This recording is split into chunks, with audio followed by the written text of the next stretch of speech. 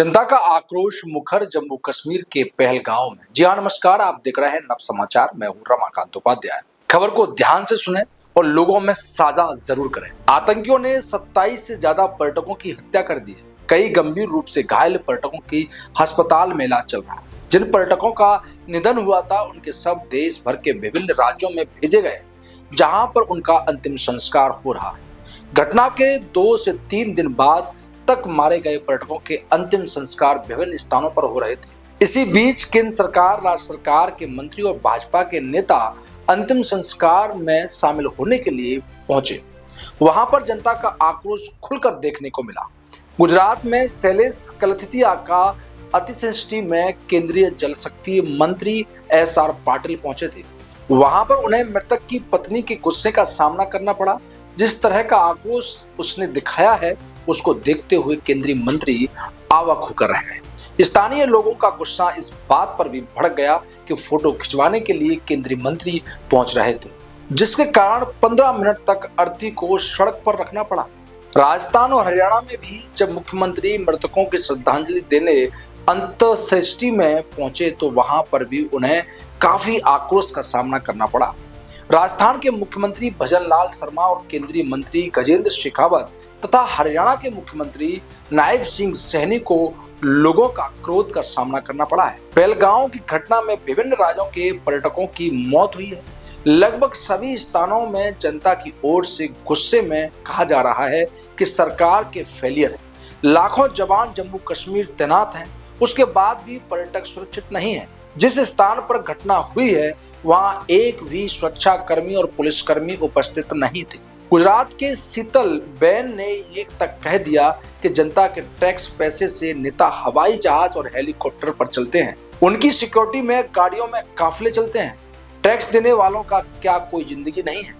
पिछले कई वर्षों से हिंदू मुसलमान को लेकर भारत में जो संकनाद हो रहा है वह चरम पर पहुंचकर अब उसकी गूंज धीरे धीरे धीमी पड़ती जा रही है। इस बात को भाजपा और संघ को समझना होगा कि जब डबल इंजन की सरकार है, युद्ध के ढोल नगाड़े और संकनाद कुछ समय के लिए ही प्रभावी साबित होते हैं। ये लोगों में आक्रोश पैदा करते हैं, लेकिन जैसे जैसे समय बीतता जाता है उसके बाद इनका कोई भी महत्व नहीं रह जाता।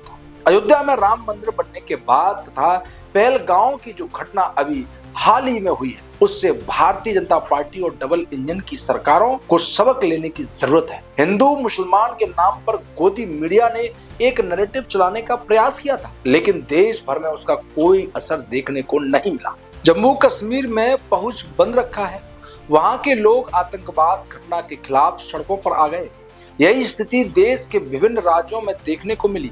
सभी राजनीतिक दलों ने इस घटना की निंदा करते हुए घटना को सांप्रदायिक रंग में रखने नहीं दिया गया। देश की जनता ने भी अपनी अपनी जगह पर घटना का विरोध करते हुए अपना आक्रोश व्यक्त किया है। गोदी मीडिया के खिलाफ भी अब लोगों में आक्रोश देखने को मिल रहा है। लोगों का ये धारणा बढ़ने लगी है कि गोदी मीडिया तथ्यों को छुपाता है, हिंदू मुसलमान के बीच अलगाववाद पैदा करने की संयोजित रूप से नैरेटिव बनाता है। पहलगांव में हुई घटना के जिस तरह से नेशनल मीडिया ने कवरेज की है, उस पर जनता ने अपना आक्रोश खुलकर व्यक्त किया है।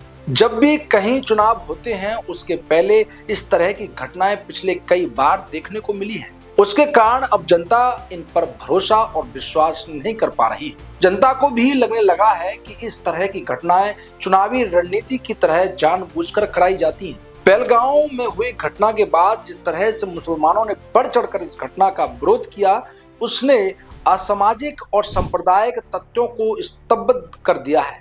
जो सवाल विभिन्न राजनीतिक दल के नेता सरकार से करते हैं, अब उसी तरह के सवाल जवाब जनता की ओर से होने लगे हैं। जनता का आक्रोश भी अब समय समय पर देखने को मिलने लगा है। वर्तमान परिस्थितियों को सरकार को अपनी जिम्मेदारी समझनी होगी। जिस तरह के देश में बेरोजगारी, महंगाई और अन्य समस्याएं हैं, लोगों को दैनिक जीवन मुश्किल भरा हो गया है। ऐसी स्थिति में अब सांप्रदायिकता का मलहम ज्यादा दिनों तक काम नहीं आएगा। समाज के सभी वर्गों का आक्रोश अब सामने दिखने लगा है।